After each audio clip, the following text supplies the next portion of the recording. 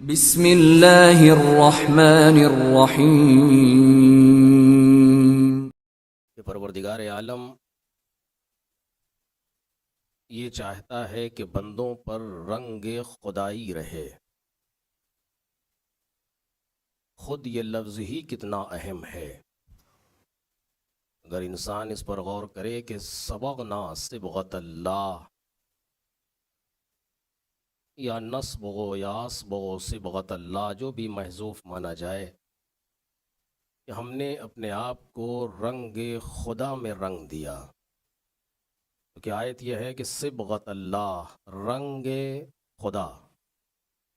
ومن احسن من اللہ، کون ہے اللہ سے بہتر صبغتاً، رنگ کے اعتبار سے۔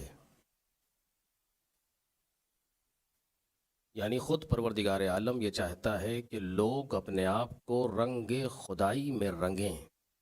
معنی کیا ہے اس کے؟ جیسا کہ اس نااہل کے ذہن میں جو بات خطور کر رہی ہے وہ عرض کر رہا ہوں، کل بھی گزارش کی کہ مطلب یہ ہے کہ لوگ اپنے آپ میں صفات باری تعالی کو پیدا کریں۔ رنگ خدا یعنی رنگ صفات خدا، کیونکہ اس سے آگے بندوں کی رسائی نہیں ہے۔ رنگ اسماء الہی، اس میں اپنے آپ کو رنگ لیں لوگ، جتنے لوگ بھی ہیں ان کے اوپر اسماء الہی کا رنگ ہونا چاہیے، صفات الہی کا رنگ ہونا چاہیے۔ کیا مطلب ہے صفات الہی کا رنگ؟ اب آپ دیکھیں کس طریقے سے محاورتاً گفتگو ہو رہی ہے۔ پروردگار عالم جو گفتگو کر رہا ہے، آپ نے دیکھا فلاں انسان کو ان پر فلاں چیز کا رنگ نظر آتا ہے۔ دیکھیں اپنے آپ کو رنگ لیتے ہیں لوگ کسی کے رنگ میں، ایک محاورتاً گفتگو ہے۔ پروردگار عالم یہ چاہتا ہے کہ تم کسی دوسرے رنگ میں اپنے آپ کو نہ رنگو، کیونکہ رنگ کی خصوصیت یہ ہوتی ہے کہ اس میں پائیداری ہونا چاہیے۔ رنگ تبھی اچھا مانا جاتا ہے جب پائیدار ہو، اترے نہ جلدی سے، یعنی پھیکا نہ پڑے وہ رنگ، تبھی وہ رنگ اچھا مانا جاتا ہے۔ کہ جب اگر رنگ لیا جائے تو رنگ جسے ہماری زبان میں کہا جاتا ہے کہ پکا ہو وہ رنگ اور پھیکا نہ پڑے وہ رنگ۔ تو کون سا رنگ ہے جو کبھی پھیکا نہ پڑے؟ کون سا وہ رنگ ہے جس میں پائیداری پائی جا رہی ہو؟ اور جو پکا رنگ ہو اس کائنات میں، وہ کون سا رنگ ہے؟ جتنے بھی رنگ آپ تصور کر سکتے ہیں وہ سب رنگ پھیکے پڑ جاتے ہیں ایک نہ ایک دن۔ مثلا طاقت کا رنگ، اگر انسان نے اپنے آپ پر طاقت کا رنگ چڑھا لیا تو 2 دن کا ہلکا سا بخار ایسا جھٹکا دیتا ہے کہ سارا رنگ اتر جاتا ہے۔ دولت کا رنگ اگر کسی انسان پر چڑھ جائے تو کچھ دن کے بعد اگر کوئی ایسا موقع آ جائے تو وہ رنگ بھی اتر جاتا ہے۔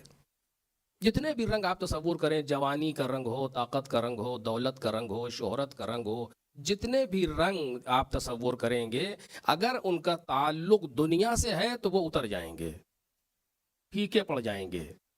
جتنے بھی رنگ ہیں آپ دیکھ رہے ہیں، اور آپ یہ محسوس کریں کہ مثلا بہت سے تو ہم نے اس طرح کے دیکھے ہیں کہ جو رنگ انہوں نے اپنے اوپر چڑھا لیا وہ اس کو لے کر کے دنیا سے چلے گئے، کہیں نہیں اترا۔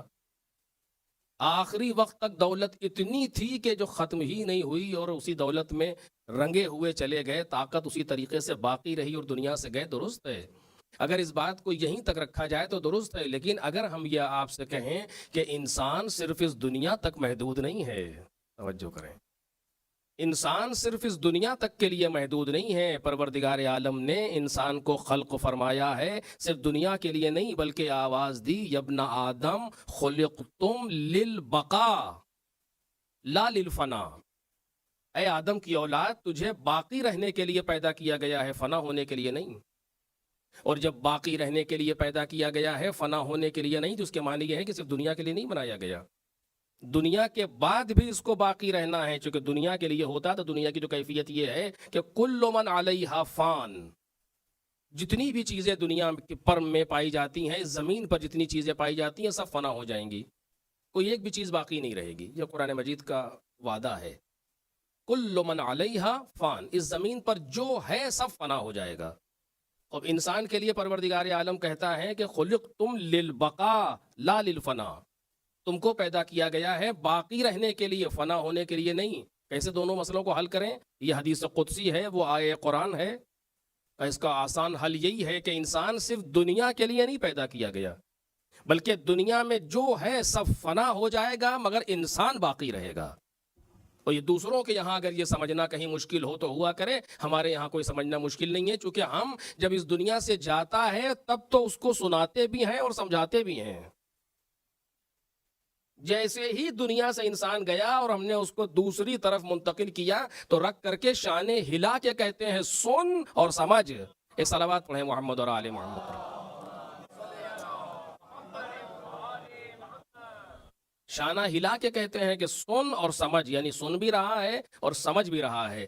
اور ہر انسان سے کہا جاتا ہے، چاہے وہی کیوں نہ ہو جس نے نہ زندگی بھر سنا نہ سمجھا، لیکن آج یہ سنے گا بھی اور سمجھے گا بھی. توجہ کریں، آج وہ کیفیت ہے کہ یہ سنے گا بھی اور سمجھے گا بھی. اب اس کا سننا اس کو مفید ہوگا یا نہیں ہوگا وہ ایک الگ موضوع ہے. اس کا سمجھنا آج اس کے لیے فائدہ دے گا یا نہیں دے گا وہ ایک الگ موضوع ہے. لیکن آج یہ سنے گا. جس نے کبھی نہیں سنا وہ آج سنے گا، جس نے کبھی کوئی اچھی بات نہیں سمجھی وہ آج سمجھے گا.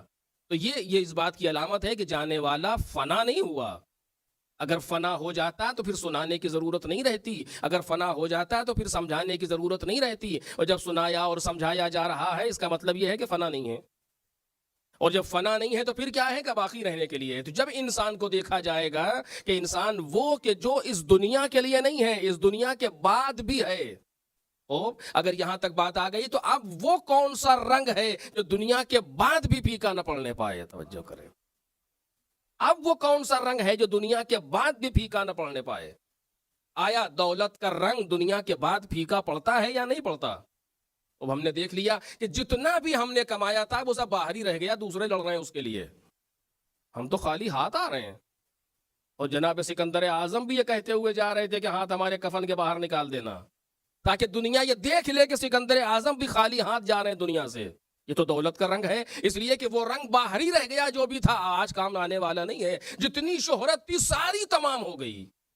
توجہ کریں، جتنی شہرت ہے سب ختم ہو گئی. دلیل کیا ہے؟ دلیل کوئی خاص نہیں ہے، لیکن آپ اس کو محسوس کر لیں گے کہ آپ دیکھیے قبر میں جب رکھا جاتا ہے، جب تلقین پڑھی جاتی ہے، آپ نے ابھی اپنی زندگی میں جتنا میں نے دیکھا میں جانتا ہوں، آپ بتائیے گا، مجھ سے بزرگ یہاں بیٹھے ہیں، کسی قبر میں رکھے ہوئے انسان کی تلقین پڑھتے وقت جب اس کا نام لیا جاتا ہے تو کوئی لقب استعمال ہوتا ہے اس کے لیے؟ کبھی آپ نے سنا کسی کے لیے کوئی لقب استعمال ہوا؟ اے مولانا صاحب، اے حجت الاسلام، اے آیت اللہ، اے ڈاکٹر صاحب، اے انجینئر صاحب، اے کلیکٹر صاحب؟ کچھ نہیں. وہی صرف نام جو ماں باپ نے رکھ دیا تھا، اسی نام سے شانہ ہلایا جا رہا ہے. اس کا مطلب یہ ہے کہ جتنی شہرتیں تھیں وہ سب باہر رہ گئیں، حضور تنہا تشریف لائے ہیں. ایک صلوات پڑھیں محمد اور آل محمد پر.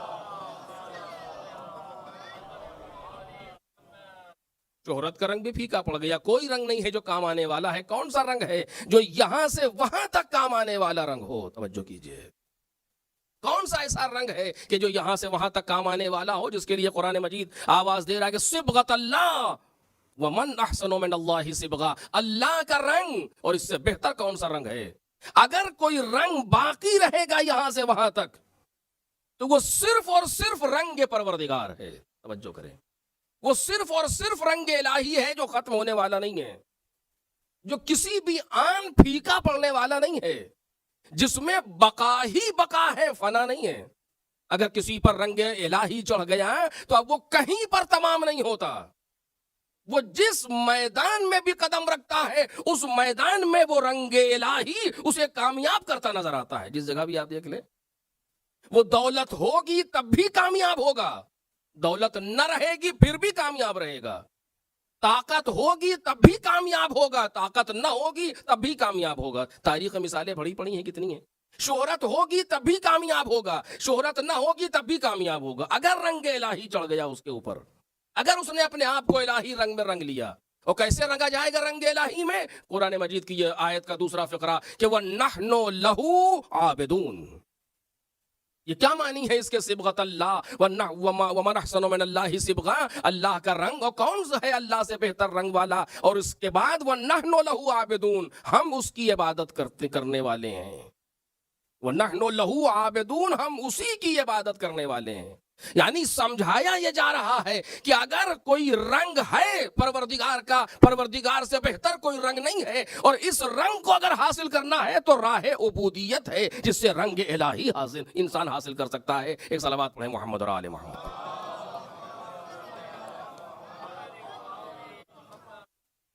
عبودیت ہے جس سے رنگ الہی حاصل ہوگا، عبادت ہے جس سے رنگ الہی حاصل ہوگا، اس کے علاوہ کوئی راستہ نہیں ہے رنگ الہی کو حاصل کر لینے کا۔ کچھ بھی کر لیں ہم، کچھ بھی کر لیں آپ، فرق نہیں پڑتا۔ صرف ایک راستہ ہے کہ جس کے ذریعے سے انسان الہی رنگ میں اپنے آپ کو رنگ سکتا ہے، وہ ہے عبادت۔